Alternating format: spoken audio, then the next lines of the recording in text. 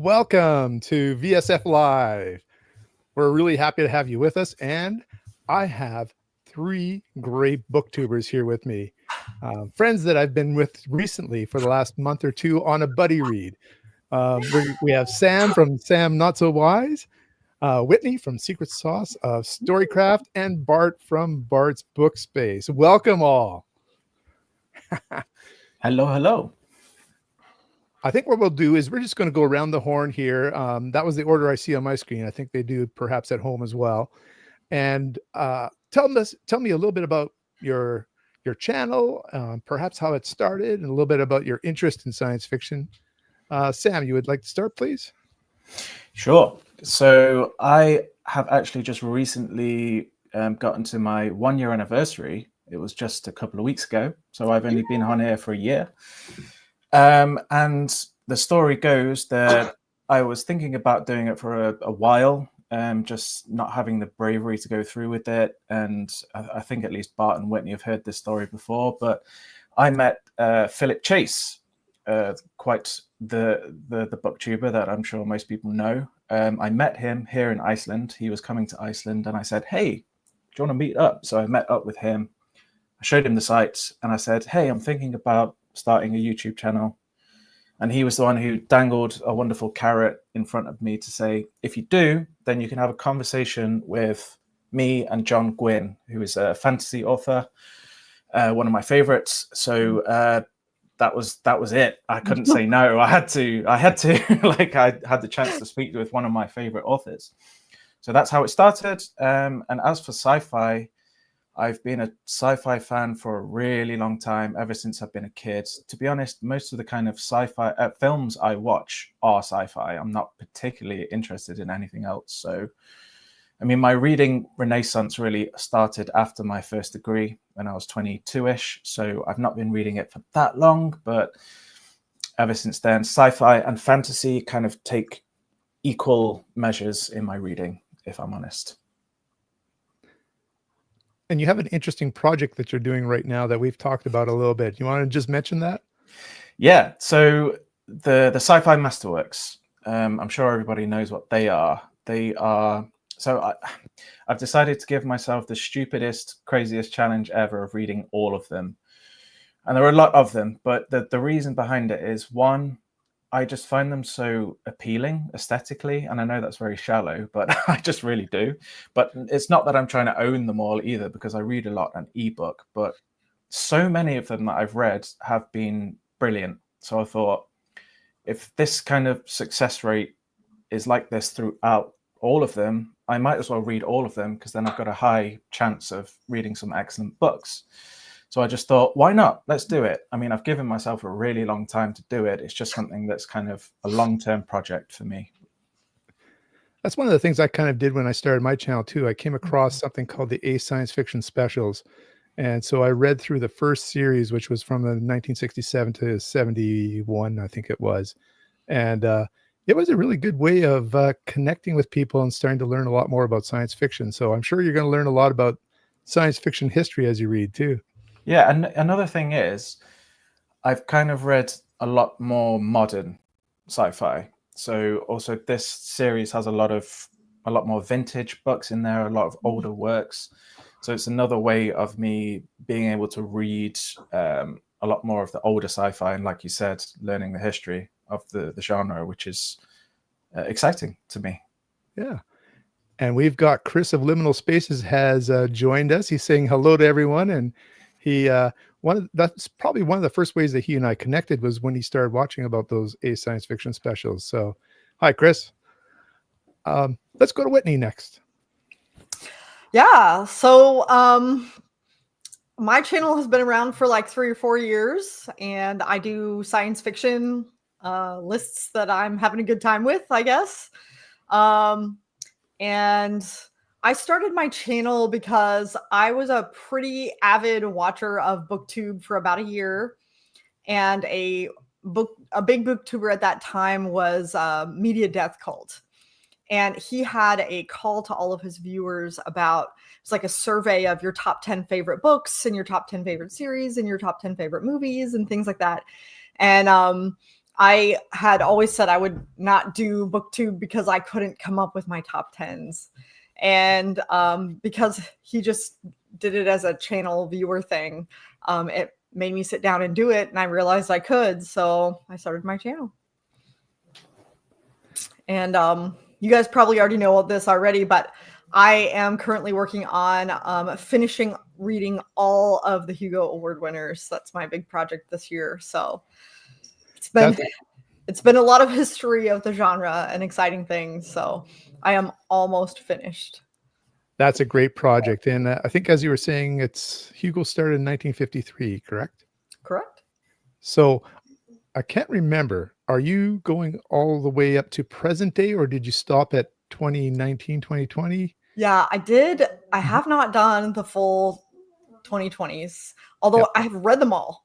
I didn't want to do just 5 years. No. Because it's going to become outdated so quickly. So I figured I would just go up until 2019, call it a day. And yeah. So. There's a lot of good videos to come out. I think you've done how many? 3 or 4 decades now? Yeah, I actually only have 3 decades left, but I'm doing a retro Hugo video on that, like, because a lot of people don't know about those. So I have 4 videos left, and one of them I just finished the 1980s this morning. So cool. Look forward to that. Yeah.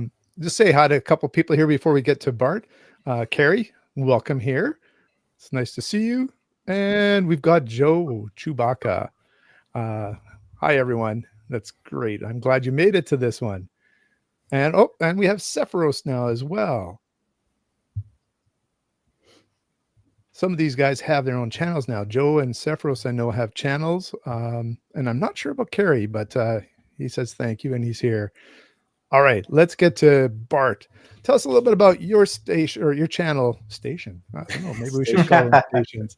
Your channel and how you got into this. Yeah, well, I'll be brief. We chatted a few times on your channel, Richard. So thank you, first of all, for having me back on this channel. I'm going to say hello to everybody in the chat, especially Chris from Liminal Spaces. We did a video together, had a great time. I need to catch up with Chris. So I'm glad to be doing this. This is really exciting. As far as my channel, it's been maybe 2.5 years since I started.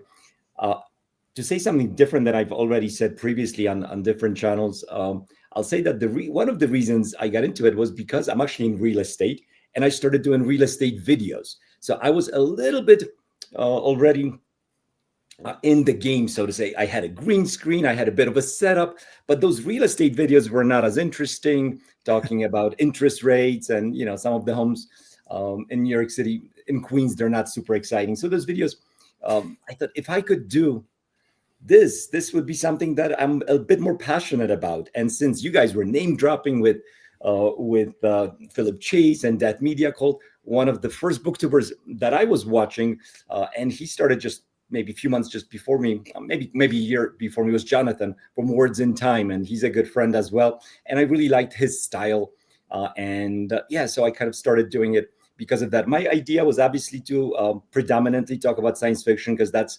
probably, if I read 5 books in a month, 4 of them are going to be science fiction. But I do want to expand my horizons a bit more and get into fantasy a little bit. And I do like to read literary fiction. Before we got on the air, we talked a bit about Ishiguro, for example, who's such a fantastic author. So I like to read outside SF, but on the channel, I probably talk about science fiction most of the time. And so that's a bit of my background. Great. We also have one more thing. I do not have a big project like you guys. I don't even know what I'm reading next unless we decide on a body read together. I have no clue. I finished the book. I have like 20 pages left in the book I'm reading now, and I have no clue. I'm going to stand in front of my bookshelves for about 25 minutes, taking books out, putting them back. That's how I decide. So no big projects here. I do that a lot too. Even if I do have a project, I like to have a break from the project. And I don't know. I really enjoy that, standing in front of the bookshelf and looking through books, seeing what hits my fancy. Robin's joined us, I see here. Welcome, Robin. Hey, Robin. And And oh, Bart says he's reading Clara and the Sun next month. Aha. Ooh. Sorry, not Chris. Yeah, Chris, not Robin. I'm getting mixed up here. Be interested to know if you've read any other Ishiguro. Chris, right? Oh, Chris. Okay, he'll have to answer us. Yeah. Lockster reads. I don't think I know this person yet. So welcome, Lockster. That's great to have you from London. I was hoping that we might be able to catch a few people from Europe with this time period. I mean, you've got one right here. Exactly. I guess we said that you were from Iceland. That's where you met Philip Chase. Well, I'm British. I was Right. born in Britain, but I live in Iceland. Yes. Right. Yeah. And for people who don't know, I'm Canadian, and we have Bart and Whitney are from the United States. And Bart, yeah, you can say where you were from originally, I guess. Originally, so I was born in Warsaw, Poland, but I'm a U.S. citizen. USA. But yeah, I'm definitely Polish. Oh, and look at this. We have someone from New Zealand. Awesome, Carrie. Cool. What a party this is going to be. This is good. We've hit at least 3 continents so far. And oops, that's what there's one above this. I don't think I'm still hitting the wrong one. There we go. Person Toyko.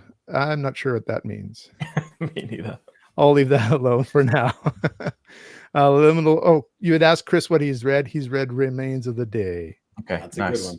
That is Nice. currently my favorite Ishiguro Same. so far. Yeah. Mhm. You can find out which my favorite is with the video I released today with my. Ooh. There's a couple people here who released a video today.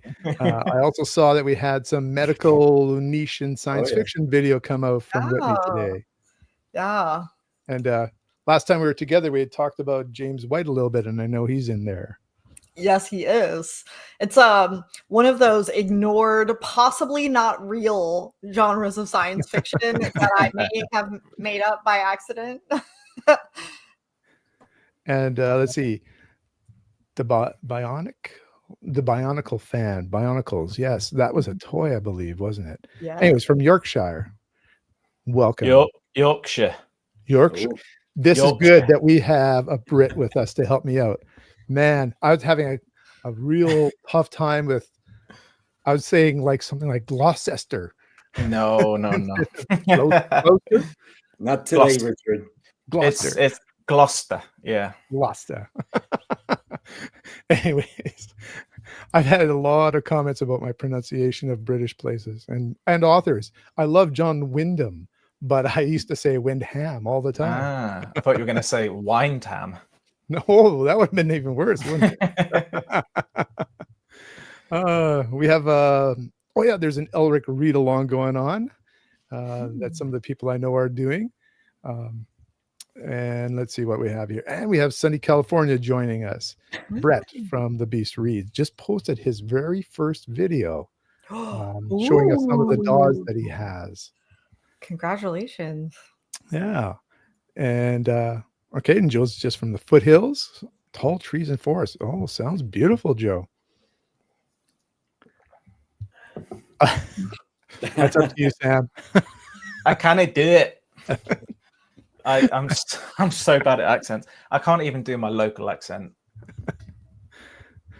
But you know what? Golanx Masterworks really are not something that Canadians naturally have in all their bookstores. We kind of have a mix of both US and UK books in our bookstore. So that's why I was able to grab a lot of Golanx Masterworks along the way. Plus, just looking at ordering books from the UK, which was cheaper than ordering it from the US. Go figure. Yeah, well, let's tariffs? not get into that conversation. Yeah, no, our postage problems are really big on that. So I And the have Bay no Area. sympathy for you, Richard. Pardon me? I have no sympathy for you. It's an absolute nightmare getting books in Iceland. It's truly. Listen, you truly think difficult. he's being colloquial, but it is actually really hard to get Really him hard. books. Whitney was sending me care packages, and it was a whole ordeal to get me the books. Well, you know what? I was No, thinking. it happened. It's fine. Oh yeah, Got it. and Yeah. Okay. Next I time have we one just right come and here. visit. Oh, So, Whitney had presented us with a challenge. We were thinking about a next book buddy read together, which we're going to talk about a little bit later. But what she did is she gave us read the back of some books without telling us what the books were. And I know for a fact I was 0 for 4, although I'm suspicious on one. And we haven't found that out yet. That's something that we're doing. But I just thought, hey, it might be fun to play that with you guys here too. And another way I've seen is also doing it with book covers. So I thought perhaps I'm going to start with a book cover that I'm pretty sure Whitney knows. But I'm going to find it here. I just have the picture, and let's see if people in the comments or anyone else knows this one. So do we just shout out if we know it? Go ahead. oh. I knew you knew it, Whitney. Love. I have it at the tip of my. It's the. Where We'll they, see if someone in the comments has it. We'll give it just a second because they have to type it out. They think they're the first ones on Mars or the moon, and they find what's the Sephiroth says he has this book, and I recognize it, but I can't. I don't. I actually have a copy of it sitting here. We don't want to take too much time with this. This is Whitney. Tell us what it was. It's Inherit the Stars by James P. Hogan. It is the first of 3 books, although I think there's also a 4th that he wrote much later. But I've read the first 3. Dynamic, incredible, amazing, hard sci-fi. Do recommend. Okay. This is a series I want to reread. I'd read this before I had a channel back probably in the late 80s, early 90s. But this is one of my favorite cover art images because it really is very pertinent to the story. It gives you the mystery of the story right there in terms of finding a skeleton on the moon. When you think that you've just been to the moon for a little while and you're going, how can this person be here at this time? Yeah. Yep. And I think Dale in the comments section was the first one to guess it in the comments section. Oh, Yes, there it Dale. is. He got it. Dale's Way to go, the man. Dale. You want to tell people who Dale is to us? Yeah, so Dale was part of our buddy read. We read Ian, which we're going to talk about in a bit, I suppose, towards the end of this. And Dale was dynamic part of our buddy read, always or almost always the first one to check in with. We do a daily check-in once we finish an allotted a number of pages, which makes our buddy reads, I think, a lot of fun because we go back and forth talking and thinking and exchanging ideas about the book. And yeah, so Dale was a big part of our buddy read. Unfortunately, he's not here with us, but he's in the comment section. So it's great to see you, Dale. Yeah. Welcome, Dale. Oh, and he says that this one is a favorite of his as well. We had a number of people getting it too. The Bionicle fan and Robin Bookspin. Yeah. Awesome.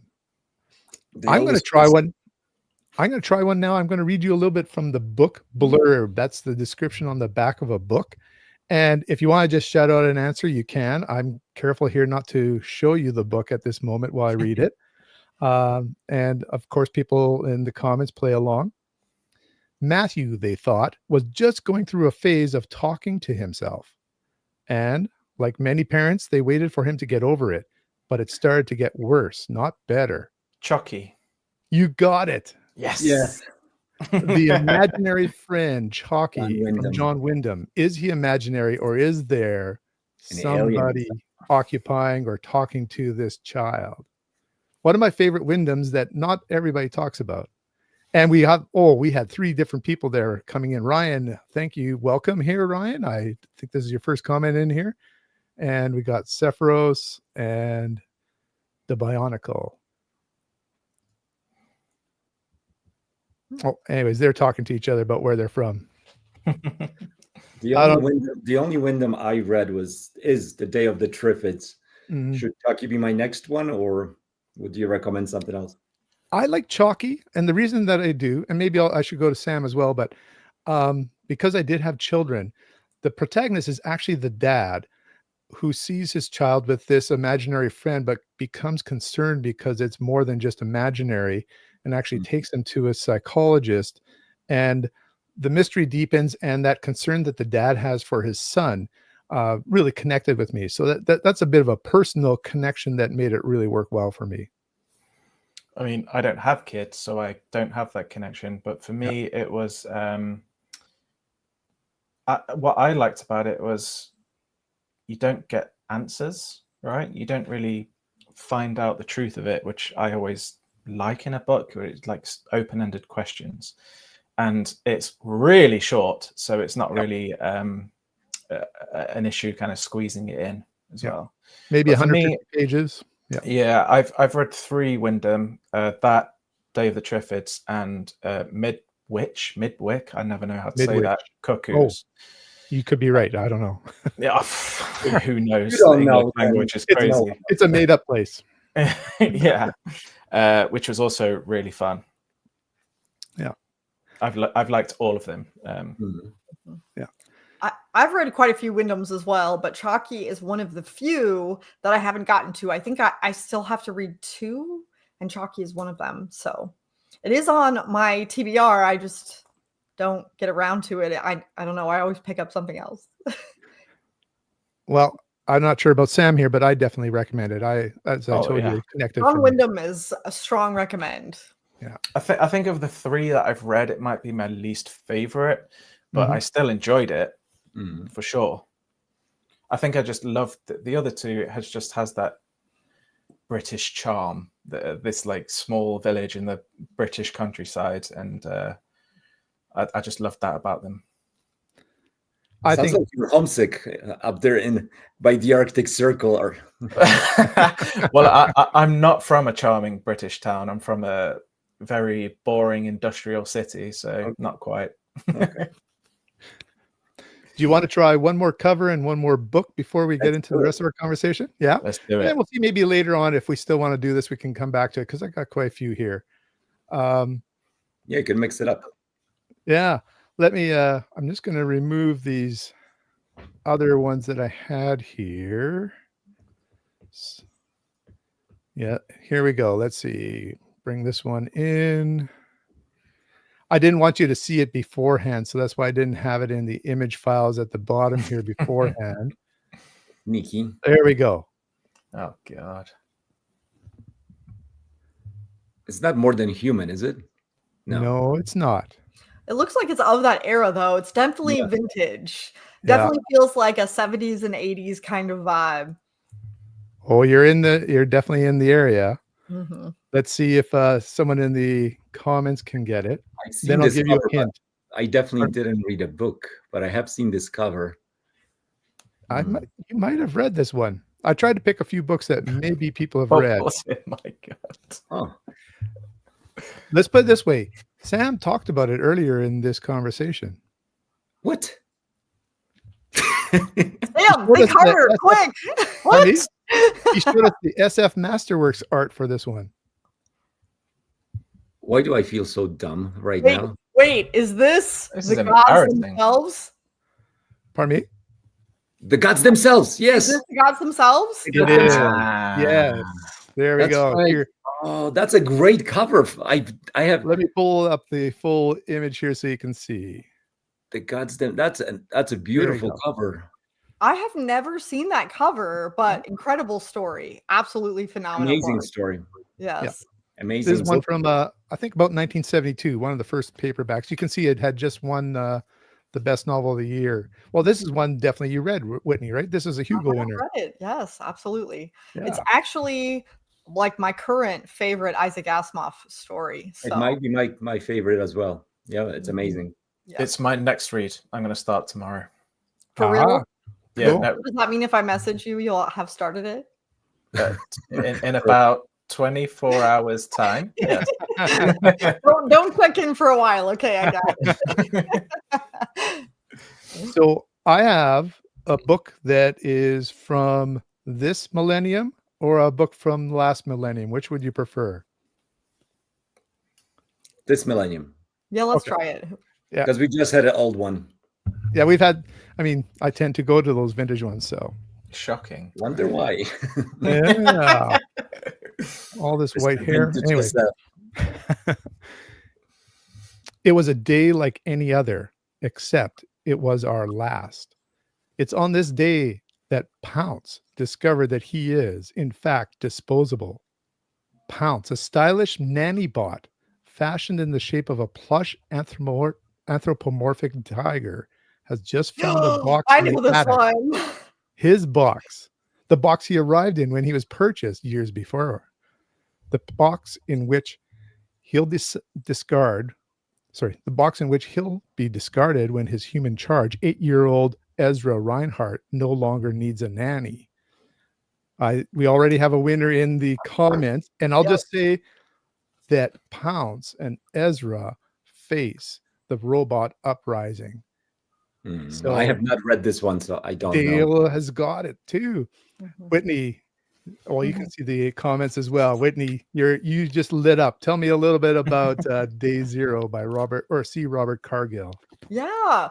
Well, I would kind of describe it as Calvin and Hobbes in the apocalypse.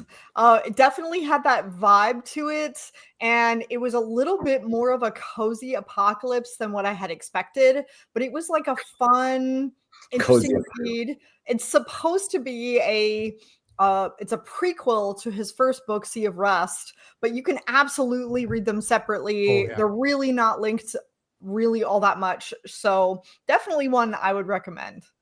You know, when I reviewed it, I put an image of Calvin and Hobbes plus Terminator 2. I said that's what that equals Day Zero. Yeah. Yeah. Cozy apocalypse sounds like an oxymoron, but I could.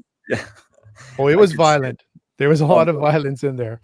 Well, I mean, Day Cozy of violence. the Triffids is kind of a cozy apocalypse. That's literally That's just true. about to That's say, true. yeah. It's been around for a while. Yeah, it's not graphic and it's not dark and it's got Yeah. So we got Dale had it, and Ryan had it. Ryan, I think, was the first in the comments that had it. It's definitely one I would recommend too. It's one of the newer reads that I've read, and I enjoyed it a lot. Okay. This All was right. not on my radar. Yeah. And did you like Sea of Rust? Have you read that one as well, Whitney? Yeah, I did. I did really like it. I actually really enjoyed Day Zero just a little bit more because of the fun. Like, it achieved all the things it was trying to do. It was just like a fun read. I did like Sea of Rust, but I like Day Zero just a little bit more. I think the Calvin and Hobbes thing really got me. I agree. And you know what? I'm a bit of a sucker for little kids in science fiction stories too. I love hearing how they're growing up in the situations that are happening around them. Very much. Yeah. All right. When I'm you just started looking at reading, go ahead. just want to say that when you started reading the first sentences of this book, it did remind me. I knew it wasn't it, but it reminded me of Clara and the Sun a little bit. So do you think I'll like that one? I hope you do. Okay. I will get to it someday. Clara and the Sun was meant to be written as a children's story, and that's also kind of an interesting take. And it's got a little bit of whimsy in it. I still comes through, but it's got some darker themes, also themes of confusion. And I don't know. I fell in love with our protagonist, Clara, and it made for an amazing read for me. Yeah, there's like a little girl character in that one as well who interacts with Clara, and it's typical to Ishiguro. It's quite sad, and very light on the sci-fi. I don't mind sad. I agree with you. I think I had been playing around with an idea, which I might still do at some point, called barely sci-fi. Which is a bunch of sci-fi books that are just barely easy to understand, very accessible. And I was going to include that one in my barely sci-fi video. I literally had the same idea. You want to do a video together, Sam? Let's do it. Actually, yeah. My idea was to call it "Is It Even Sci-Fi?" Yeah. Yep. And I would nominate Flowers for Algernon.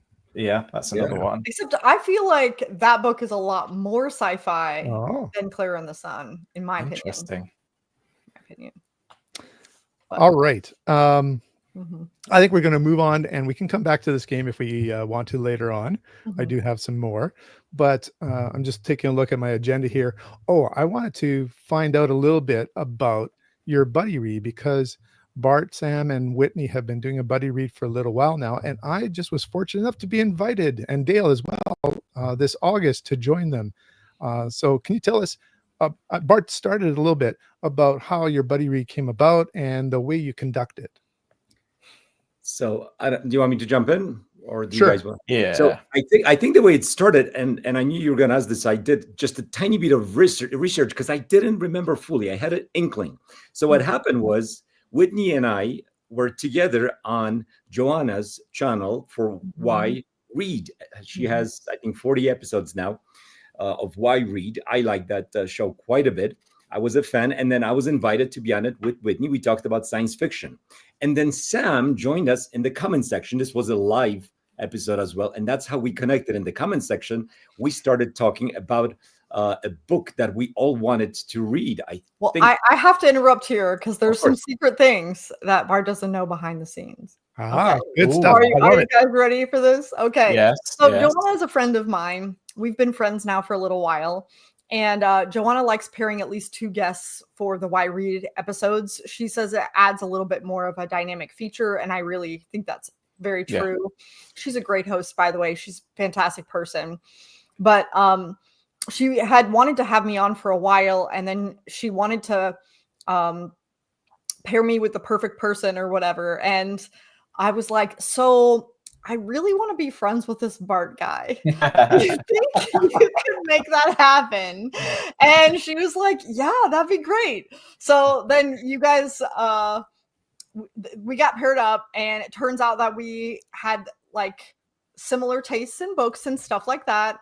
And so I was like, hey, what better way to get to know somebody and be a friend, right? Not just like going up to somebody and being like, hey, we should be friends, which I'm sorry, Richard, I did that to you. My bad. But no problem. I thought the same. Yeah, I was like, sorry about the awkwardness of this. But so I was like, the way to get Bart to be friends or any book person is be like, hey, do you want to read a book with me? And so I think we decided on the channel, like while we were talking with Joanna, that we wanted to do a culture book because we had both wanted to do that. And then, like Bart said, I think Sam at some point watched the video and commented on Bart somewhere somehow commented that he wanted to join us. And Bart was like, hey, this random guy wants to join our buddy read. And I was like, why not? Let's do it. And then now you're not some random guy, Sam, just so you know. Yeah. I think it was use of weapons, wasn't it? It was use of weapons. Use of weapons. Amazing book. So I heard you guys talking about the culture in that, and I was like, it just immediately excited, just like, people need to read more culture. Nobody's talking about the culture. So I commented on just talking in the comments afterwards. And Bart was the one who was like, well, would you like to come along for a buddy read? So that's how it happened from my perspective anyway. And we read this beauty. Yeah, it's an incredible book. And what was really great about it is we run our buddy reads a little bit more strict than maybe some people run them. We have somebody usually delineates, once we have the time frame and stuff like that, the number of pages or the chapters that we're going to read each day. And it's usually around 50 pages a day. Not always, though.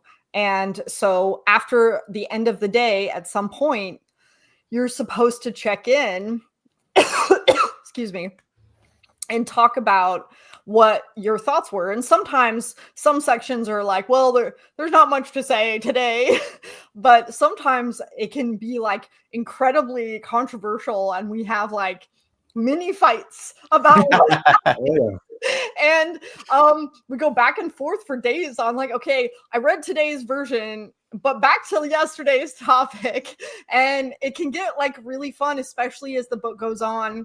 The more controversial it is, and the more like guesses we have on what's happening or what could happen.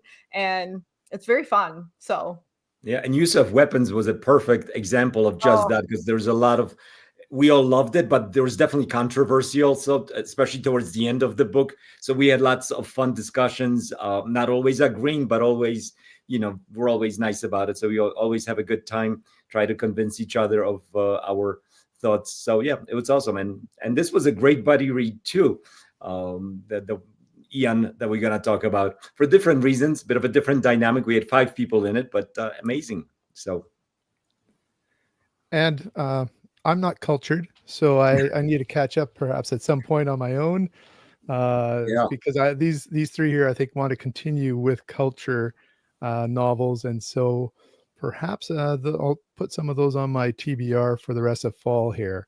You won't regret it, Yeah. Richard. Yeah. It's amazing. It's Which one should I start with? Player of no, Games. the fated game. I don't know. I don't know. Not Consider Plebis, the first one? No. That's how I No? started, and I'm doing fine, Richard. If you start with Okay. it's not the best book. It's not the best book. It takes a look at the culture from outside perspective. The main character is not someone who lived, because the culture is this broad, amazing society, post scarcity. Everyone does whatever they want. They have lots of fun, amazing places, mind blowing orbitals, ships that are just incredible and described in such a way, drones that are just smarky and funny and and assholes. It's amazing stuff. But I started with Consider Fleabag, and I thought it was great. Now, having read other books, I would not rank it so high, but it worked for me. If as long as you remember that if it doesn't work for you, it's not the best one. Well, no, Was but that- I've only read 4, and they're all with you guys. Yeah. No. I No, think I read one without. You've read 3. Yeah. Yeah. But anyway, the important part is I don't recommend Consider Fleabag first because, okay, even if you love it or even if you don't, the way that he sets up the book and the expectations of that book are different than the rest of the entire books. So you'll go into it still not knowing what the rest of the culture is about. Which is why I don't think it's the best starting place, because most people need to pick up at least the first book to decide if they're going to continue. And that's not the book to tell you whether or not you want to continue. So that's why I personally don't recommend it. But Bart, I'm glad you loved Consider Fleabag and that you kept reading. I'm so glad you did. It hooked me. And I would say, like, honestly, I mean, we could argue about it forever, but Ian M. Banks did write it as book number 1. So just because he did, he thought it was good enough to be read. Doesn't mean it's the best place. No, well, I think he wrote it quite a lot earlier compared to the rest of them, and it took him a really long time to get published as a sci-fi author, because he's written loads of non-sci-fi works as well, and this one came a little bit later. But yeah, I agree. It's as long as you go in knowing that it's atypical for the whole series. I mean, it is a series of standalones, and people argue about where you should start. There's many places where you should not start, and I can tell you them. But honestly, I think if you go with Player of Games or Use of Weapons, you're fine. But yeah, Consider Fleabag. It's good in my opinion. I enjoyed it, but it doesn't link with the rest of the books in a way that, like, the rest of the culture books have this overarching theme that they're always exploring of basically intervention, and this one doesn't do that. It's very much outside of the main idea that Banks was trying to explore.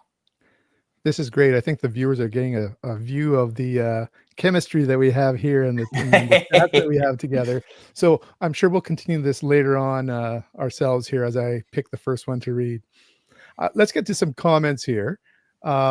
Chris thinks that Barely Sci-Fi sounds awesome. He thinks that'd be a great topic.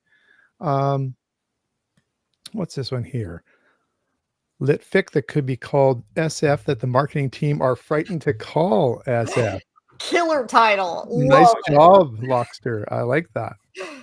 Here we go. If you guys need to take notes, go for it. Oh, I got it remembered. You got it. Okay. I think barely SF is a little shorter and Snappier. a little snappier. Yeah. It's easier to fit on a thumbnail. So Yeah. That's right. Well, maybe it'll be the subtitle, right? Like they have a title of a book and then colon and the subtitle underneath it. Looks like they're talking about Remembrance of Earth's Past. Okay. That's Station great. 11. I like that book. I don't know That's about you great guys. book. That's great a book. more current book that I've read. But honestly, I would say, I mean, Station 11 is a kind of a post-apocalyptic book, Yeah. and any of those would qualify as barely SF. in Or that it's a sense, right? cozy apocalypse, one of the two. This is a whole question we could get into. Like, Yeah, that's true too. is dystopia sci-fi? Like, some of them maybe not. I mean, yes. Yes. I'm gonna say yes. There's a little bit of talking back and forth here between some people, but Lockster, he loves culture series as well. He's working through it. Sam applauds you, I'm sure. Love Yeah, it. Bart. There you go. And use of weapons he loves. So I'm good. not sure if this refers to the culture series. Would it be called retrofuturism? No. No, No, that's another topic though, which is it's kind of an yeah. interesting. futurism. Oh yeah. And Ian M. Banks, I understand, writes also as Ian Banks for non-SF work. Is that right? Correct. Yeah. Okay. Unless Okay. unless that comment about retrofuturism has something else that I don't want to talk about at its heart, as far as when this culture, some of the stories actually take place.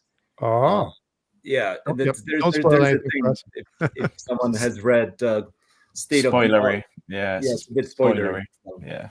we'll stay away from that. Oh, and you know what? Robin's not got around to them either yet. Got to get him onto it. This is what I'm saying. Oh, More people need to read Banks. I will tell you though that if you tell people read use of weapons, if you're only going to read one, that's Sure. the one. That's Sure. the one I would say. So I honestly say that that's the one that I would consider recommending as your first, because it's the one that I would want you to read of all of them. I think it's just a lot more of a difficult read, right? Yeah, it's so a if you're difficult like read. trying to like lure people in, it's Yeah. it's quite a challenging read. So I guess it I mean, it's depends still on the more reader. difficult than Three Body Problem. It's difficult I've in a not read different that, way. couldn't comment. Yeah. You need to read it, Sam. What are you doing? Have you ever found out, like Brett did here, that people didn't realize that they perhaps have read something that could be considered science fiction? Yeah. Yeah. Wow. Not These- according to Margaret Atwood. Just saying. Oh, Ah, Sorry, I know you didn't want to get on that path. I apologize. all right. So, anyways, I think we should go on to Eon here. And what we're going to do for the people at home is we're going to talk about it relatively spoiler-free, just sort of some of the beginning things to start with. But then I think we might get into how things finish here and our overall thoughts. What I'm thinking of doing is when we get into the intense stuff, I'll just move this book up here and then I'll take it down when we're done. So if you want to check back in to see if you wanted to play some more of guess that cover or guess that book blurb, you'll know when we're done that part. So yeah, do you want to take us into first? You guys have been doing a lot of culture series. How did you come across going elsewhere and started looking at Eon? Ooh, that was my fault, I think. it's also partially my fault because my How come you're saying your fault? yeah. You're Yeah, good tipping question. your hand a little bit. Yeah. Anyway. Yeah, so I like you've already mentioned, I'm doing this ridiculous reading all of the SF Masterworks challenge thing, and obviously this book is one of the books in that. So I was saying, like, if you guys want to do a SF Masterworks, that would help me out, and that was one of the ones we'd kind of mentioned in passing before in our general conversation. So it was kind of a easy one to land on. Yeah, and I have like a giant list of ideas and projects that I'm always reading for. So I just threw a bunch of books out at random, and then the guys would say yes or no to some versus others, or somebody has maybe read one or something like that. So our goal is to always find a book that none of us have read, which is kind of a daunting task. Then ish.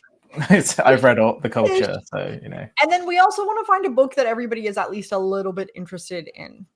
And this is a book that I wanted to read because everybody talks about it as being like a great inheritor of the big dumb object kind of story that Rendezvous for Rama was well known for. But it was a little bit more modernized. So I was kind of curious about what else you could do with a big dumb object kind of story. So this book had been on my radar for a long time. So And- I suggested it. It's my fault. Interestingly enough, it was at the same time that Greg Bear had taken his novella Blood Music and expanded it basically with another story into Blood Music, which we all know is award-winning, and I think most of us would agree a very, very good novel. And so this is written close to the same time, around 1985. So there's a lot of hope that this would be a home run. Yeah, well, Blood Music I liked because of how it executed on a single idea that kind of snowballed a little bit into a story that became weird, and I couldn't quite know where it's going, and I was surprised. So yeah, Blood Music I thought was excellent. I read it maybe 3 years ago. I loved it. It's the only Bear that I read other than Eon now. Mm-hmm. Yeah, and I think it was like one of those preemptive books to like nanotechnology. Like before that was even a possibility, there was Blood Music, and that's interesting. But that's definitely not what Eon was about. I'm just gonna say this. Bart and I've read a book that had nanotechnology 20 years before that book. Yeah. Oh, what was it?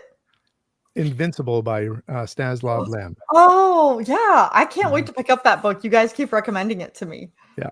Now, it wasn't biological nanotechnology, but it is definitely nanotechnology. Yeah, if I can jump in with Invincible, introduces nanotechnology, but also necroevolution. So Lem postulates in this book that dead objects could evolve if their combined kind of, mechanical intelligence evolves also on a planet. So necroevolution is a term that he coined, where dead objects or machines evolve essentially into something else. And I think it's a good book. Both Richard and I, we enjoyed it quite a bit. It's a lot of interesting themes. It gets dark in places, almost a horror at times. Interesting story. But back to Eon. Does somebody want to do a little bit of a summary of the beginning of the book, how the hook that pulled us into what we were reading? I can if you don't want to. Go for it. That was enthusiastic. Yeah. So I would say that this book opened with a really incredible hook because we have an asteroid that is coming towards Earth and ends up getting stuck in orbit around Earth, a little bit closer than the moon. And every country on Earth is very excited about this and clamoring to go up and explore what's going on with this asteroid and the fact that it got caught in Earth's orbit and what's happening with it.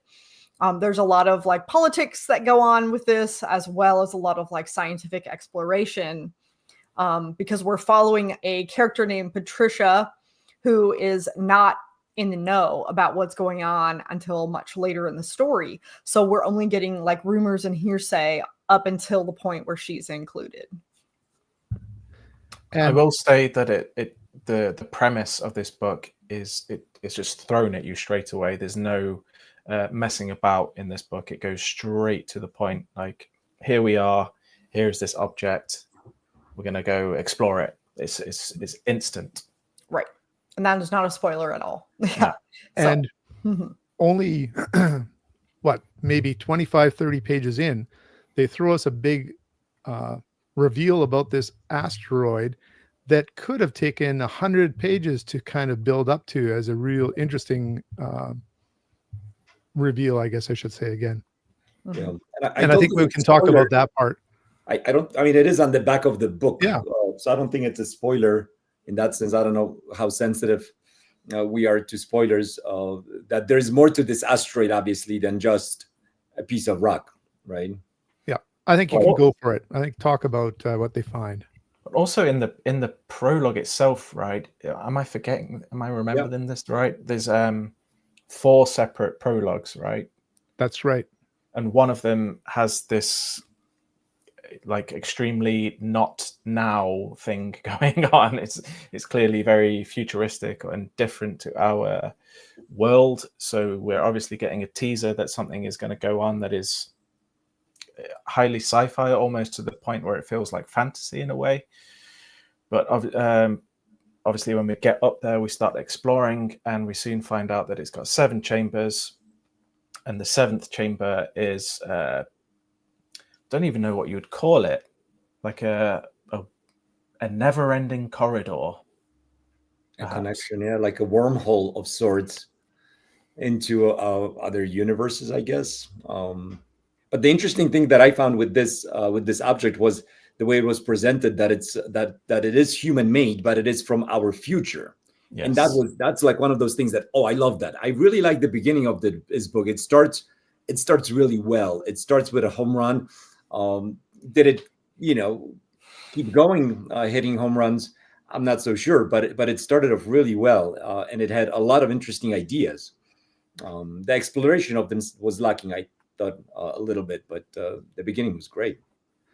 Which is interesting because I've read Rendezvous for Rama, and I thought that some of it dragged in terms of exploration. This one, bang, we were in there and we knew a lot about it right away, and it was almost too fast. So that was an interesting contrast to me. The other thing that I would mention is this is really of its time in terms of the Cold War, in terms of Russians and Americans, and there's a lot going on in that aspect. And one of the characters that we follow, his name is Mirsky, who is a Russian soldier. And so once they discover what this asteroid has within, then it's kind of a rush to control it and to control the information they're finding out from within the asteroid. Yeah. Do we want to talk about what we liked and what we didn't like about the books and just get into it? Like spoiler free, of course. Or it's so hard to talk about spoiler free, isn't it? Because there are quite a few different things that are going on. How about just an overall, and then we'll do the spoilers. And I'll say that when we talk about these spoilers, I think that you can still read this book. We're not going to be, it's 500 pages. We're not going to give you everything that's in there, but we'll tell you why we thought what we thought. Mm-hmm. Right. Yeah. Yeah. So I think that the way that I described this book to you guys when we were reading it was I would call this book like beginner science fiction or dad science fiction.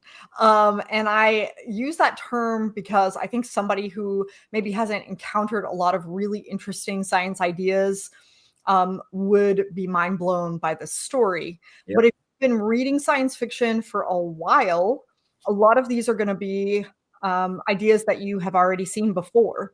And as Mitch of the group has kind of decided, we kind of called this book a giant garbage soup or jumbo soup of ideas, because literally it feels like Greg Bear saw a list of ideas and he was like, that idea is good, let's put it in here. That idea is good, let's put it in here. And he didn't actually explore all of the ideas. It was just this idea and that idea and this idea and that idea and this idea. And that's probably how I would describe the book without spoilers. Yeah, that's a great description, because it really, as you're reading the book, I think what was lacking for me was any depth in exploration of those ideas. So he would present an interesting idea, perhaps. The geopolitics of the time is interesting, but the way Soviets were shown was not nuanced. It was just dumb Russians, like in an action flick you would watch. They're the bad guys. Mm-hmm. They're doing, but not only are they bad, but they're also super stupid. And they cause, maybe we don't get into, I don't know where the spoilers are, where they're not, but the lack of good execution was what bothered me. There's we have time, immortality, we have like the nuclear war, we have self-destruction. There's talk about memory, like post-human evolution. And this could have been like, these are post-humans.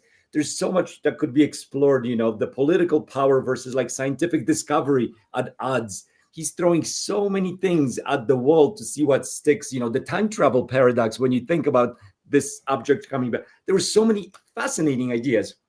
I think that the execution was a little bit lacking for me. Yeah, I would agree with everything you say.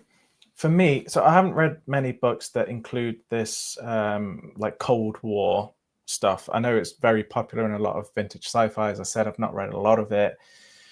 And when it was put in there, it just felt to me as if it was just put in there because that's what people had to do at the time. A little bit like people who wrote like Tolkien for years after Lord of the Rings. It felt like it was almost just put in there because it's the mid-'80s and we're all scared of the Russians. It felt like we had to try and squeeze it in somehow, and it didn't feel particularly relevant to the story. And then, like you guys were both saying, it just felt jumbled. It felt like he didn't really know where he wanted to go, and he was just like, I've got all of these great ideas, so I'm going to squeeze them in. And it's not a short book really, but they did all feel rushed. And the final thing I'll say for this portion is there's got a lot of exploration of kind of alternate universes, right? In one of the alternate universes, the sex scenes were good. Not the one where he wrote this book. No, not this one. Not this one. In this universe, the sex scenes were awful. They were cringe. They were Oh my God. so bad. But in one of the other ones, that they would have been good, I'm sure. Yeah, well, not just the sex scenes, but the setup for the sex scenes was just like, no, this isn't happening. You were always like, please, no. And then, yes, they're at it. Oh, we were just praying that there weren't going to be any more, and there were. So cringy. There were definite self-insertions of like nerd sci-fi author into the story that Wish fulfillment. Yep. Yeah. And I'll say one of the things I thought near the beginning was, oh, this is like Tom Clancy meets Arthur C. Clarke in terms of science fiction. And so I was kind of excited. I thought, oh, this could be interesting where this goes. I would say I started to lose that probably about a third to halfway through. I still was with there's a Patricia Vasquez is a scientist, a mathematician that I was really interested in. Who really brought a human element, at least at the beginning, with some tragedy that was happening. And then there was the Russian Mirsky, who has a very interesting path through this book. But Bear, like you're saying, the ideas never really fleshed out, just tons of them thrown at you. And I felt like he really dropped the ball with his characters too, at least the ones that perhaps matter the most, that we really didn't see a great completion to what was going on. Sorry, I just saw there's some comments going on here. So, I think people can get an idea of where we're at, and maybe we'll go into this a little bit more. But let's read some comments, and then we'll move this book up for other spoilers. Let's see where I'm at here. People are talking about how they do love Lem, and I'm not sure about this one, what this means. Has anybody seen that play? I guess that would be. No? Dale here. Let's get to Dale. I would say the first 3/4 of the book were 4-star for me. Okay. And so Dale definitely enjoyed, I think he really enjoyed the ideas that were coming forth and sort of the revelations that we had. There's quite a few revelations in this book about what was actually happening. Dale, does that mean that you like dad fiction? Is that what's going on? Andrea has joined us. Welcome, Andrea. Andrea is a fellow Canadian in Toronto. She is a librarian of rare books. Ooh. Nice. Yeah. Let's see. Andrea on the show. I think I've seen Jake of Pulp Mortem in here somewhere. Someone's saying hi to Jake. Let's see what else we got. Oh, here we go. Let's go back to Dale. By the way, hi, Jake, if you're still here. How the future plays into this book is totally new to him. Okay. And again, not really fully explored. Mm-hmm. Yep. Okay, this is an interesting one. Welcome, Kalian. Sci-fi could use a Gandalf custodian to wean the characters through the ideas. Or maybe the authors. A guide of sorts, I'm guessing here. Okay, and so yeah, we're getting some stuff about the dad fiction here. I think I'll leave some of that off here, but that gives you a taste a little bit for what all of a sudden we started to find ourselves into. So, can I just say one more thing as well? At least this is something Bart and I mentioned, is that if you're looking for like, what's the word? I'm trying to not sound like a snob here. If you like good prose or good writing in that sense, then this may not be the best for you. But that might link to what you were saying, Whitney, of this kind of like quite accessible, and the like dad fiction probably doesn't usually have good prose. I don't really know. I'm so sorry. Okay, let me clarify. This isn't a negative. It's just it's my dad, like the actual guy, really likes fast-paced. Like he loves Tom Clancy, and he loves, you know, Project Hail Mary and The Martian, and he likes like super action-packed stories. He doesn't read a lot, and he looks for action-packed stuff that like doesn't demand a lot from the reader, and there's a place for those stories. I love them too. Of course. So that's not like a negative. It's just it's a certain kind of story that I would like recommend to my dad. That's where dad fiction comes from. So I also just want to clarify that I wasn't slandering the book by saying the prose isn't great either. I've read plenty of books like that I do like, but just as an aside for anybody who wants to know. Yeah, it was written more like a thriller, like very upfront, very quick, very snappy, like lots of action. The pacing of the story was good most of the time, I think. There were a couple sections that dragged, but not as much. But yeah, I don't know. Yeah, one thing, if I may, also on this, because you threw me in there, Sam. When it comes to like elevated prose, I love it. David Mitchell, Sam kind of introduced me to David Mitchell, and I loved a couple of books that I read, The Bone Clocks being primary one. Amazing prose, just beautifully written. Like I'm reading the sentences and I'm excited by them. But I don't always have to read a book like this to enjoy it. But here in this book, we had lots of ideas that were not explored well. For example, Cixin Liu with the Remembrance of the Earth's Past also has lots of ideas, but not great writing. You know, the literature side is maybe lacking. The character development is not great, but the ideas are incredible, and he takes them to incredible places where your mind is expanded. So I love the three body problem and book 2 and 3 as well, Dark Forest specifically. Even though it's not elevated prose in any way. So there's a place and time for all kinds of books. This one missed out. The dialogues also, for me, were not great in this book. You know, like there are authors who, like Stephen King, I mean, his dialogues are amazing sometimes. Children, he can write so well. Small Town America. You can find something amazing in every book. This was, for me, nothing like really worked super well, you know? It just didn't connect. I agree. Yeah. I think I'm going to move this up now so you can be more free in how you talk about it. So we're going to chat a little bit more in depth here in terms of some of the things that happen in the second half of the novel as well. I think I'll say that some of the big ideas that came to be, it looked like he didn't really know what to do with them after he'd thrown them out to us. And that was really disappointing. And also it came to a point where you're reading and you go, how is he going to wrap this all up? Yeah, I had the same thought. Yeah. And unfortunately, the answer is not that well. And that's why there is a sequel, but I didn't know that was the case in terms of reading this to start with, that was the situation.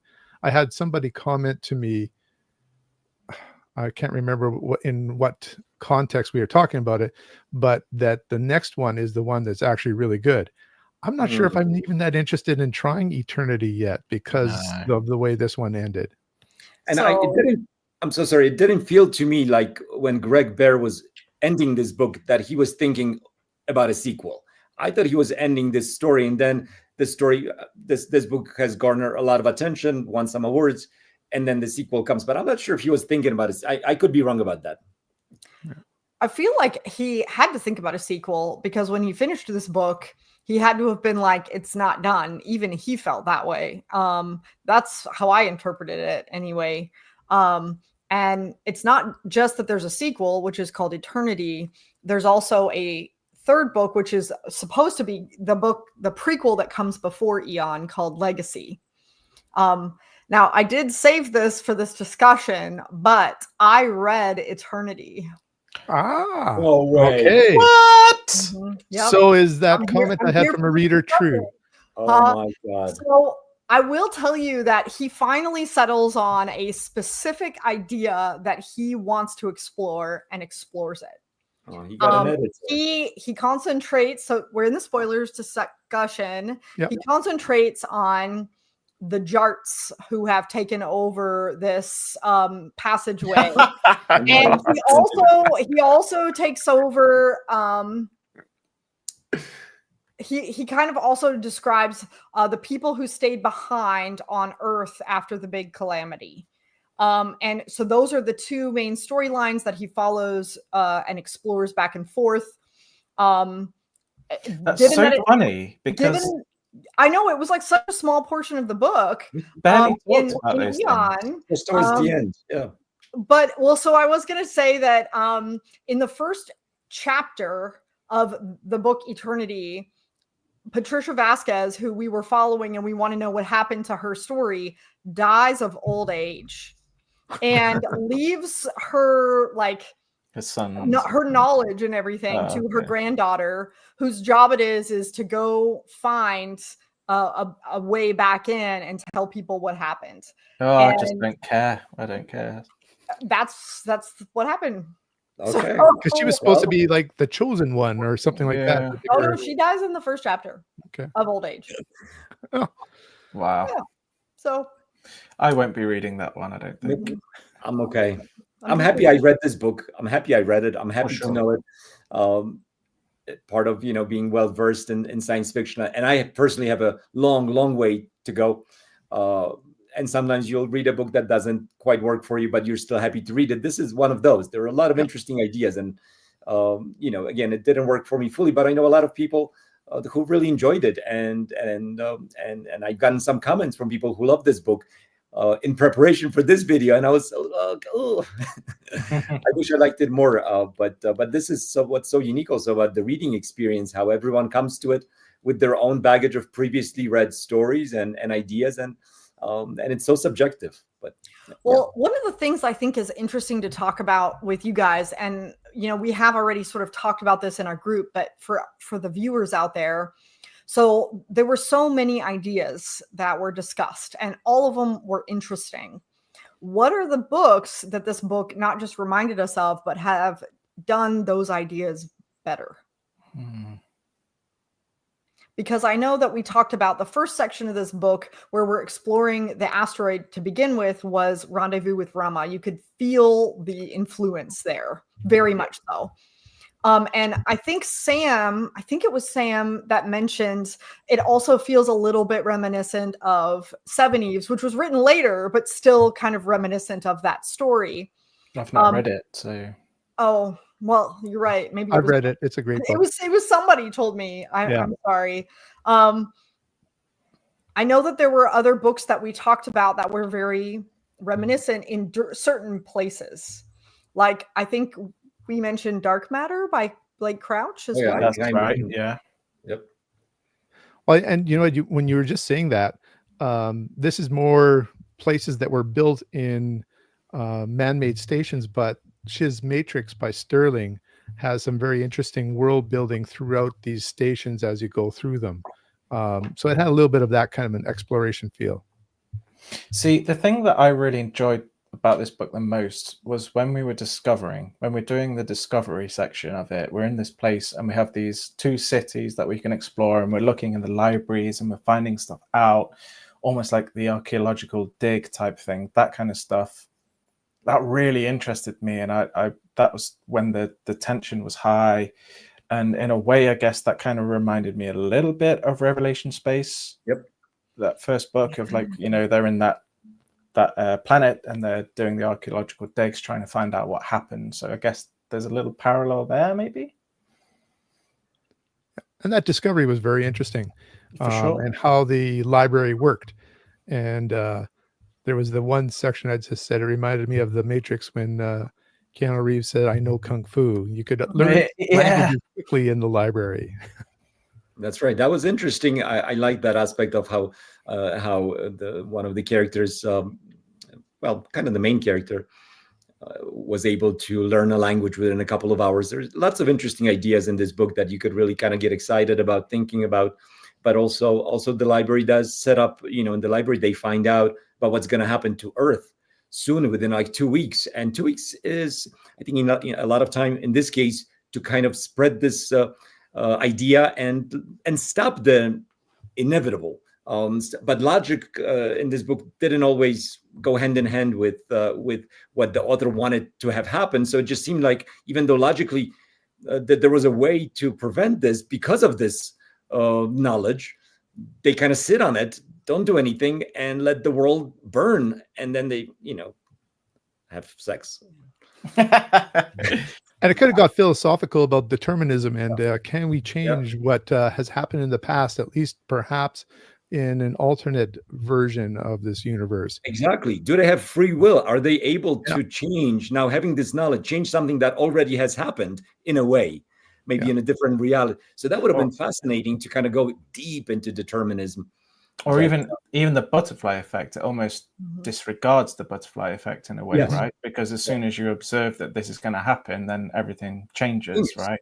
Yep. And yet it still happens. So it's a little bit like, Well, I agree. And I feel like this book kept making me have that thought of like, well, I wish it was going deeper into this theme or deeper into this theme. And because of that, the deepness into the themes is what makes a book feel like, I don't know, like finished or maybe like more mature to me. And so because it didn't go into anything as deeply, it almost comes across a little bit immature or YA, I guess. For me, or maybe that's my new definition for dad fiction. I don't know. young adult dad fiction. I guess so. Yeah. Yeah. The only difference between young adult and dad fiction is the age of the character. I don't know. In the comments, I see Dale mentioning that the book has so much potential. And I agree, potential is a great word to describe this. There's a lot of potential, but it does feel like a lot of it is lost, and it becomes kind of surface level. The exploration of the ideas that potentially could have been great. And he's also saying that the epilogue really hurt this book for him. Yeah. I will say that if Greg Bear had come up with a way, and I honestly have no idea how to do this, but if he had come up with a way to mash all of these ideas together and make it all make sense, I would have had a very different opinion of this story. Yeah, for sure. And I was fascinated by the seventh chamber, which was the last chamber. They're discovering these chambers one at a time, basically, was a chamber that went into infinity. We're inside an asteroid, and this chamber goes into infinity. First off, how do you have Earth and sky and everything going off into infinity? Like, where does all that matter come from, etc.? Like, I was very excited to see if he had a scientific way of explaining this part of it.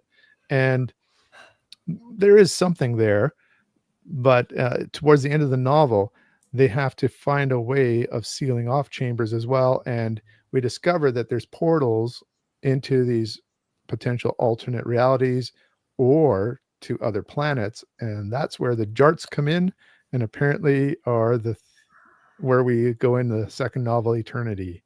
Well, and Richard, that segment just got dropped too. Like we never went back to it. Yeah. And to be honest, that's honestly why I picked up Eternity, because I thought it goes into eternity. I thought it was going to tell us what happened. Oh, the title, right? The title fooled you. And it didn't. That's why I'm taking it by your nod there. It did not. And if you think about what you said, Richard, with that's an incredible idea. But if he totally dropped that and just had this asteroid be a remnant of our past coming back to Earth and concentrated on that, that would have been fantastic. Does it need to have, multiverse also thrown in, and Jarts fighting like some sort of war, and and then Russians jumping in and killing everybody, but then they're like friendly because they let their wow, so many opportunities. Can I tell you 2 spoilers about Eternity for anybody who wants to read it? Please fast forward or be careful.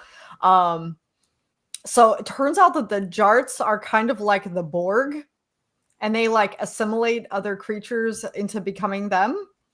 And also at the very end of Eternity, they blow up the asteroid. So they lose all access to the way. Does that make sense? Just so you know. It doesn't. Yeah. Needless to say, I'm not going to be reading Legacy because I'm sure he tried to make it work, and no. It's kind of like you're trying to retroactively make things work if that's a prequel. I'm guessing. Yep. Yeah, it's the George Lucas syndrome. Welcome, Captain Finity. I see you must have been live streaming yourself. I'll have to take a look at that. What else should we do here? There's a few comments about Bart at one point was waving off something that was very telling and very funny. I'm not sure if I caught that. I was not interested in them. Okay. Let's see what else we have here. Here, Dale said before, the buddy read aspect made this such a great reading experience. It didn't matter probably what the novel would have been at all. I agree with Dale. It was a lot of fun to join you guys and to have that structure so that what this reminded me of is I remember when Breaking Bad was coming on TV, and for that last season, everybody was like hanging on every episode, trying to guess what would happen next and discussing Talking about it next day. That's kind of what this was like, is, after every 50 page, oh, what did you think about that? How does that build the story? Where are we going next? That was a lot of fun. Yeah, it was. I do have to say that I think one of the best parts about buddy reads in general is that it also forces you to really sit down and think about, well, what did happen? Oh, what did I think of that? Where do I anticipate this is going to go? And you hear everybody else's ideas for it, and you can change your mind as things go along. Like, I'll find a way, like, I didn't like this. Why didn't I like this? And then I try to explain it, and you guys are like, no, you're wrong. And I'm like, yeah, you're right. I'm wrong. Okay. And it's fun that way to be able to like really think about and like absorb yourself in the book as we go along, because we have to kind of report back. And I think that's what makes it really fun. You took the words out of my mouth. I was just about to say, like, doing this buddy read really makes you try and read deeply. I mean, like, we try and do this generally, right? At least I do, but I'm sure we're all guilty of sometimes skimming a book, like, especially a book like this, right? Where we start to lose momentum and enjoyment. You might start skimming through it, trying to get through it quickly. But with a buddy read, you really have to pay attention because you're going to speak to your friends about it later, and that makes it a lot more rewarding even if you don't enjoy the book. Yeah. And knowing why you don't like something is just as valuable as knowing why you love something. And I think it helps you not just become a better reviewer, but also be able to pick out better the books at the store that you want to read. At least it does for me. For sure. I agree. Yep. Yeah. Well said. Well said. Mm-hmm. And this reminds me of, I want to just mention that Bart has a series called Why Sci-Fi, and he had talked to Johanna. Silent H. Okay, Joanna on yesterday. I think it was posted on Saturday. That would be the 20th, I guess. And he had mentioned a concept that they talked about where he loved novels which snowballed, that they could start slow, but the momentum just builds and builds, and it just becomes this big thing. And I love that concept. And then I started wondering, what happens when you start off with this big concept and then it kind of, I don't know, the snowball melts? I mean, is there a way that we can express that? A meltdown. I don't know. The stone. The thaw. I was thinking about this, Richard, this snowball effect in books. I think books, good books, can have different pace to them.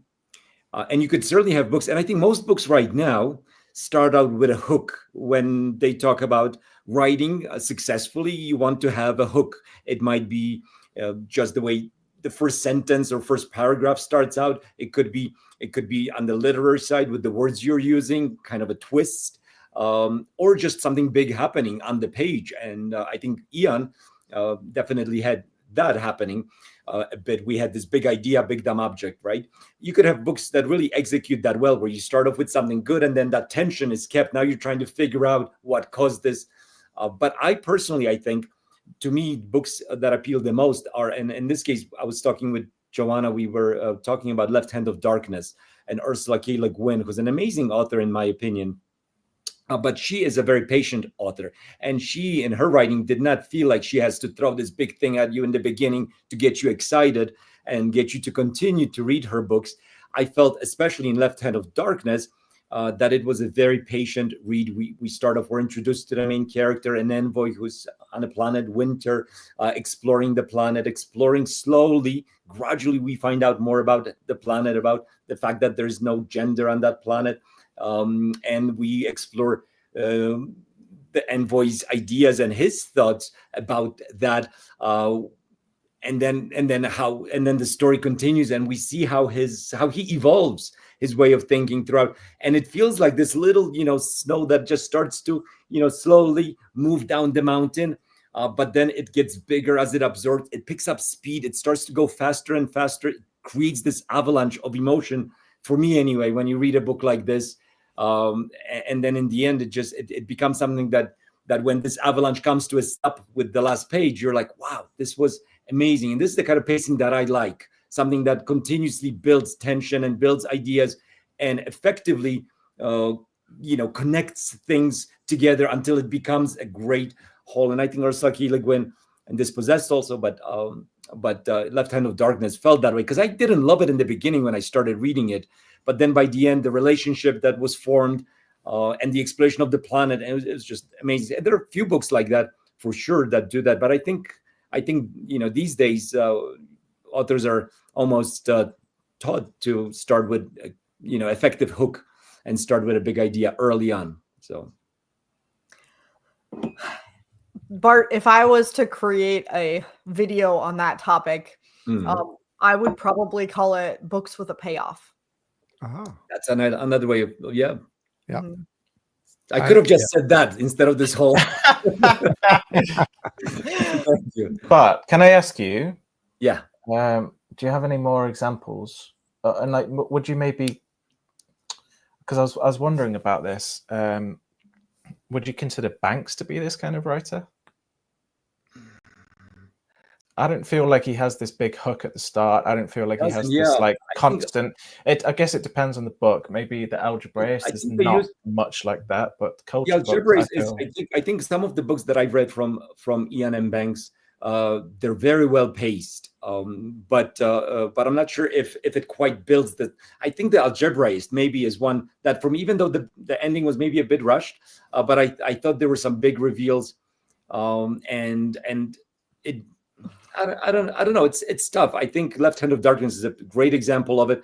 To some extent, some of Stephen King's, 11/22/63 is one that I thought about specifically. It's got a great ending. Of course, it starts off with a big idea. Early on, we find out that there's a portal, a time travel aspect. We know, but then the protagonist slowly kind of learns how to use this portal, and then goes, visits, comes back. I love that book. So that's another one that I thought about, where by the end I was just swept away in this avalanche and then blown away by the ending. Also, I think it's probably Stephen King's best ending. I'd have to think about that.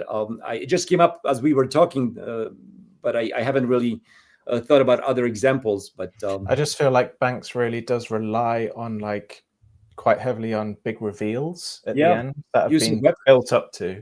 Look, use of weapons, the one we read last time, Look to Windward, that kind of had this big reveal at the end as well. Even the Algebraist, there's like a thing that we're kind of looking for, and it's revealed what it is towards the end.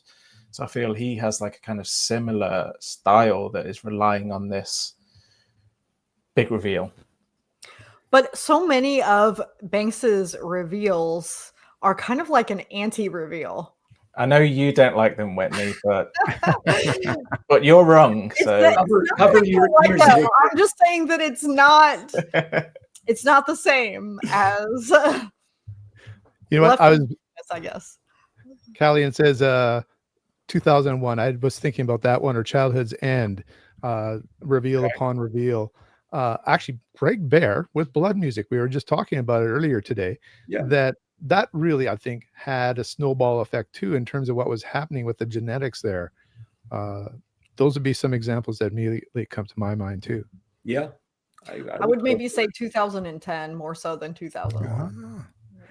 I want to reread that one. I read that a long time ago. I saw the movie too, and it's different, but it actually, in some ways, there's more of a narrative reward to that one. I thought 2010 was better. I loved it. Oh, okay. All right. Let's see if there's any comments. Apparently, one of the things going on is they were referring to a song, and we missed it completely. I got I a think that music might be reference. the comment you pulled up that we didn't understand. The That's lamb, right. Yeah. Yeah. So anyway, sorry guys, but I'm glad that you guys figured it out. Dale had said that snowball that descends into hell is what he's talking about there in terms of the description. Ian was more of a snow fight. There was like a lot of snowballs flying at you. That's a good description. That's not bad. Eternity, snowballs fired at you. Okay, let's see what we got here. Is there anything else I should show? That last one is a good one.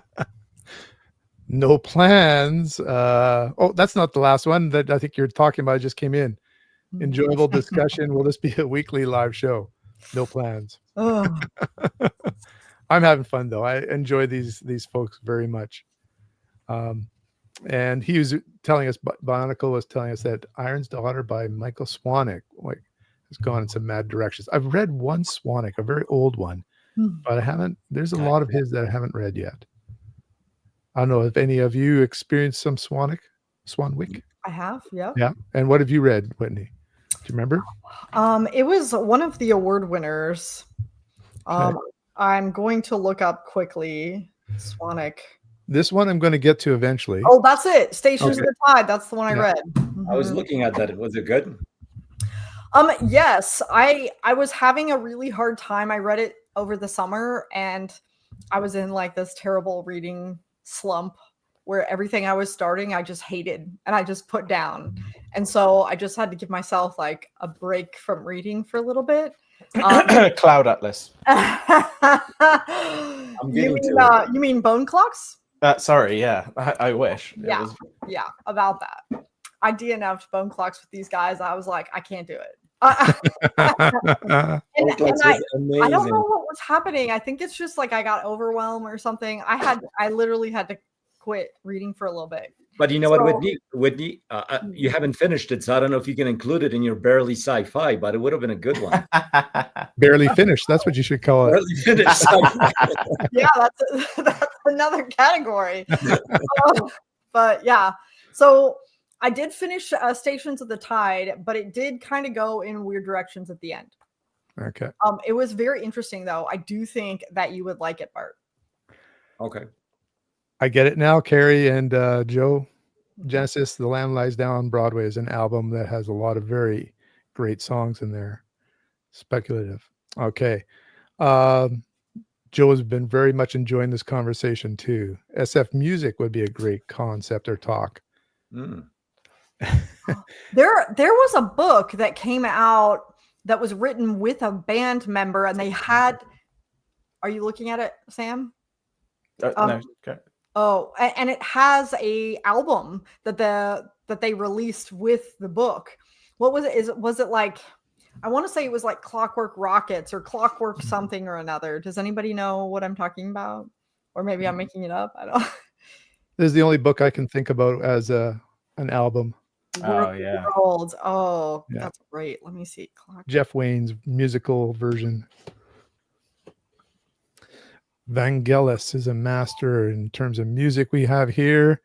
I would agree. That's sci-fi. Here we go. Books I DNF'd and some I should have. That's called worst books of the year, Dale. Or it could be, books I DNF'd and then came back to and realized I shouldn't have. That could be another topic too. Yeah. I very rarely DNF books. Yeah. Here it is. Ah. The Clockwork box set by Kevin J. Anderson and Neil Peart, the guy from Rush. Interesting. We got some music people here. iRobot from Alan Parsons' project. Apparently Michael Moorcock did an album. So, yeah. Yeah. Well, we're at 90 minutes here. I just said we would sort of do a time check here. I don't know. Did you guys want to go on or play a couple more rounds of Name That Book? Oh yeah, I Now haven't let's done finish anything. off with a couple rounds. Okay. All Let's right. do it. I only have one more visual, so let's start with that one here. I'm gonna get closer as if that's gonna help me. Let's see how I don't know if you guys can see my underneath file here where it shows things that I'm bringing in or not. I'm trying. No. Nope. Okay, Yeah. so in the future I can line them up down there. Yep. Here we go. I know this one. Oh my God. What? Very classic image. It's from Hitchhikers, right? Something or no? One of the No. Hitchhikers? No. Nope. Let's see if somebody in the comments get it. But did you have it, Sam? I know that Whitney must have it. Absolutely no idea. Okay. Of course, Whitney has We got it. the author. Liminal's got the author. The author I'll give you now is Frederick Brown. Oh, and Infinite Text. Andrea has it. The answer is. Go home. Okay. Did she? No. Where Yeah. was it? There we go. Up there. Yeah. Yeah. Martians Go Home. That's an oldie, but a goodie here. Maybe I'll just pull in the whole book so you can see it. This image has been used a lot outside of this, but Kelly Freeze, not Freas, Freeze is the person who drew this one, and it's a very iconic image, very sort of a comical image in itself. Well, Is it that a is a comedy cover that book? sells books. It is a funny book. Yes. Yeah. Okay. So the premise of this whole story is that Martians can be invisible, and that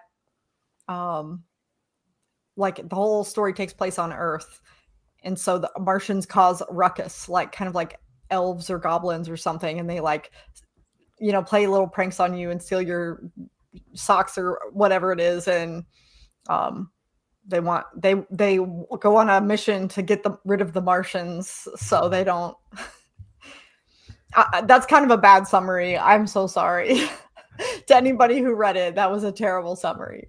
It's a good. Brown is summary. an interesting I know I writer. don't wanna- It's He a can good definitely summary. do lots of funny stuff, but he also does some very interesting, serious stuff. Like I read a novella called "You're All Alone" that reminded me so much of The Matrix, but it was written in 1970 with agents chasing after somebody in were you in the real world or was it a world that's in your mind type of thing. Oh, and Infinite Text looks like they're helping us out here, Andrea. Thank you, Andrea. I did a terrible job. There you go. I think that's a pretty good summary there, potentially. I won't read it out loud. We're all readers here. All right, I'm taking a look for one more book at least. Do you want one that I think that everybody will know, or would you like some? Here, you know what? I'm going to give you two more. This first one, I think you can get in 3 words. So let's see if we can. And you can just say it out loud because I think that people who are watching can too. Private William Mandela, Forever War. Yeah, The Forever War. Yes. that's a great very book. famous. SF Masterworks, Sam. There you go. I haven't Have you read it. it, Sam? Nope. Get on it. Get on Haven't it. read it. Ah, That one's good. It's a good one. very good take on Vietnam, basically. Yeah, And with- the author yeah. was someone who served in Vietnam, so first-hand experiences, very well translated into a future war where time dilation plays havoc with mental strain of these. Great book. Yeah. Am I right in It's a thinking book. that? Am I right in thinking that this one is like his? It was like a response to Heinlein and stuff. Yeah, Heinlein, in a way it was, but Heinlein also told him he loved it, and it's different. It's a very different take. If you think about the way people were responding in the 70s to the Vietnam War and the way the people were responding to World War II after World War II, that's the big difference, I think, in there. Mhm. Cool. Yeah, there talk about a number of ideas that was very well integrated. That Yes. story. Yeah. Mhm. Yeah. Mhm. And there still is a few iffy parts in there, but overall, very, very well done. There's some things that are controversial still. Yeah. Yes. Have you guys read the follow-up books? Yes. I read haven't. the I first heard they're not follow-up. as good. Forever Peace Forever is what Peace. I've read. There's another one I think that's more of a direct follow-up with Mandela that I haven't read yet. So Forever Free and Forever Peace. Okay. So they did a couple of things that I think confuse a lot of people because they make an omnibus edition that they sell called Forever War and Peace. Yeah. So they put Forever War with Forever Peace. Different novels. Different Period. characters come together, right? So this one is a black physicist and this one is Nelson Mandela. So, but both are very good. The book Forever Free, I appreciated what he was trying to do, but I 10 out of 10 don't recommend it. Okay. Wow.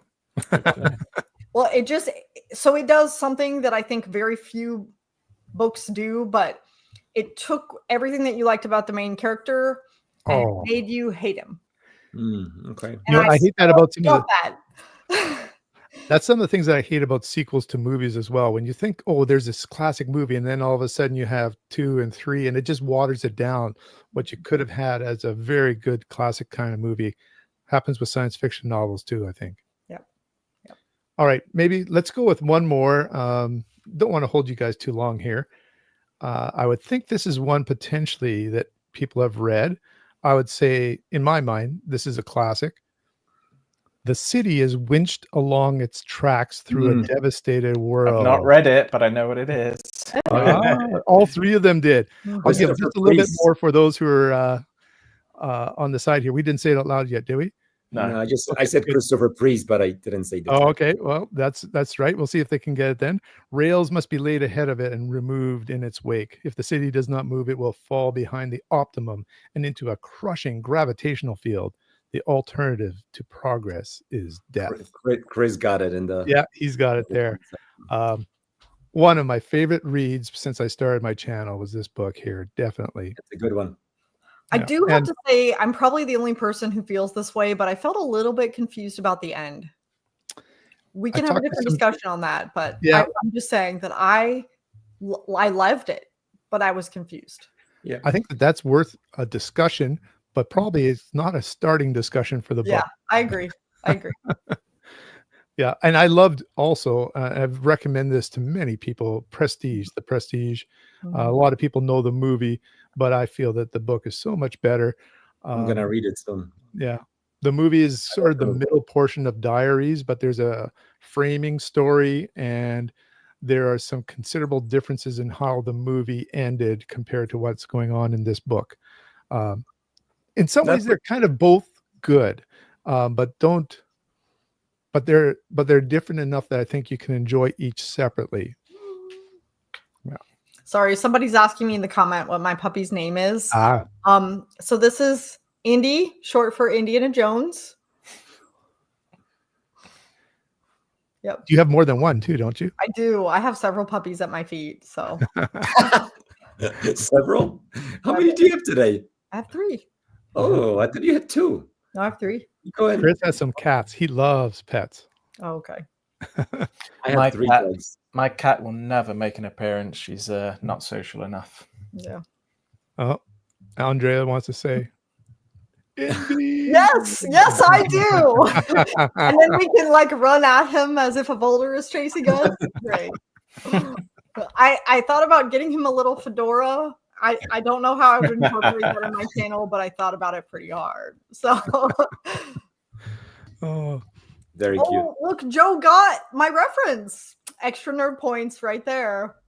That is a quote from the Indiana Jones movie because the character was not named Indiana.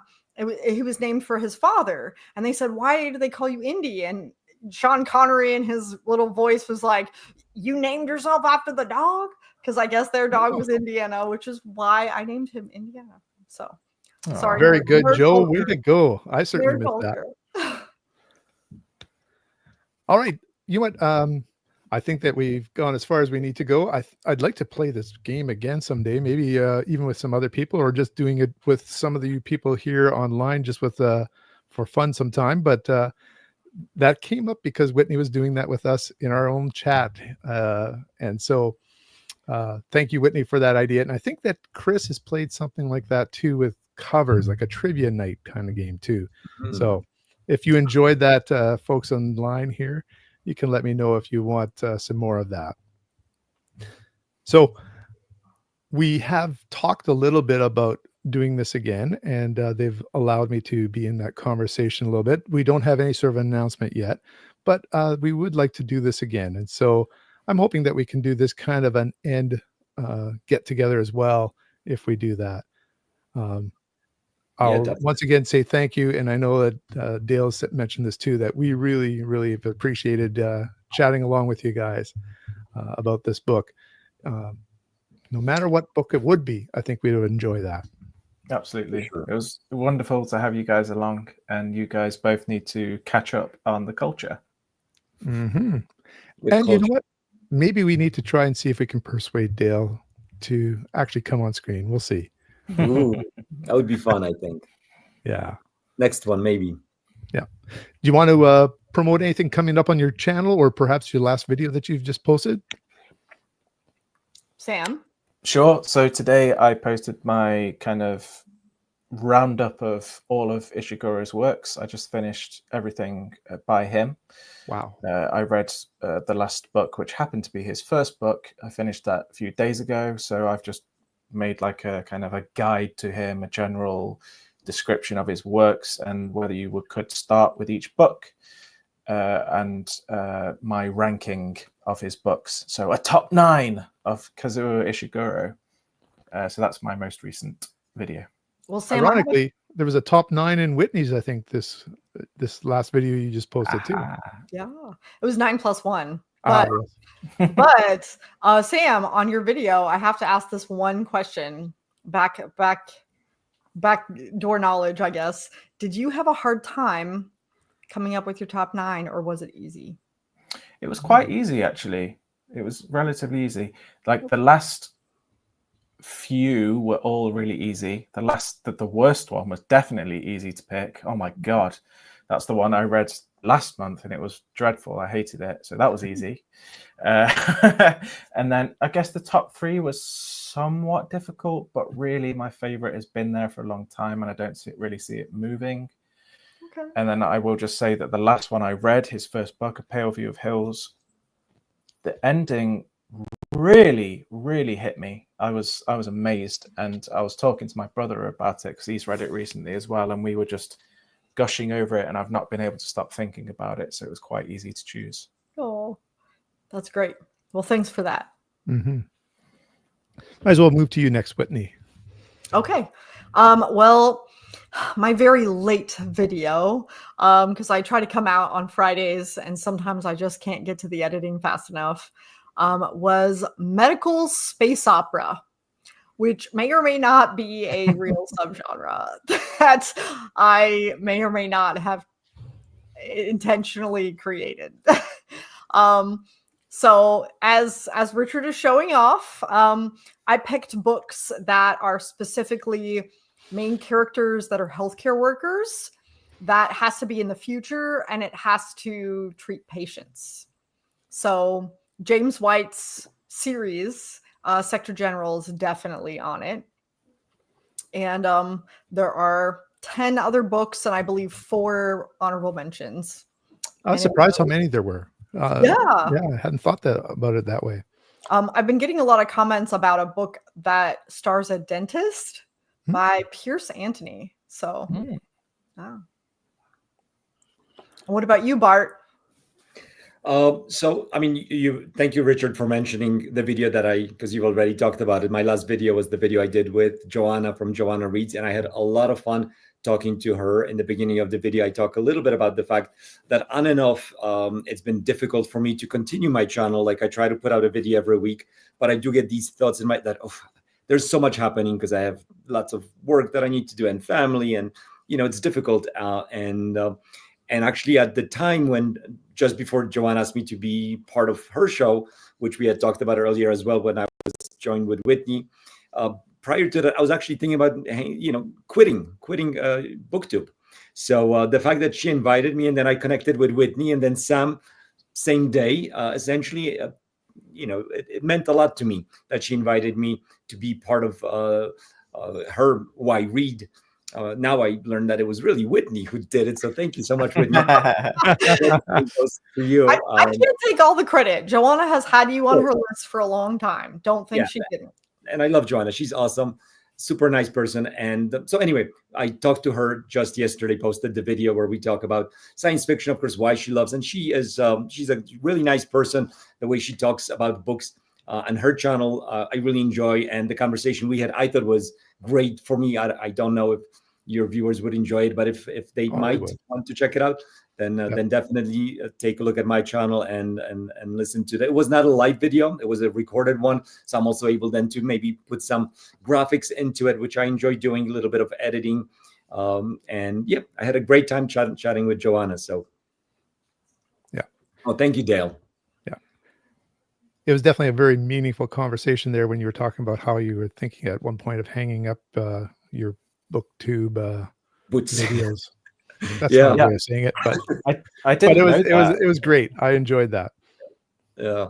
Well, we had there's also an interesting, just to kind of wrap it up, interesting thing that she talked about authors, some authors being good storytellers and others being just good at the writing craft. We talked about that I thought was interesting. Some exploration of consciousness. She read some really good books recently, like Blind Sign, for books that make you think. So yeah, it was a fun conversation. She her primary on her channel, she talks about fantasy a lot, but science fiction. And I think she realized as we were talking, she talked about the last 5 books she read, and she really enjoyed all of them to various degrees, but greatly. So she's definitely read a lot of science fiction still too. It was a good conversation. Yep.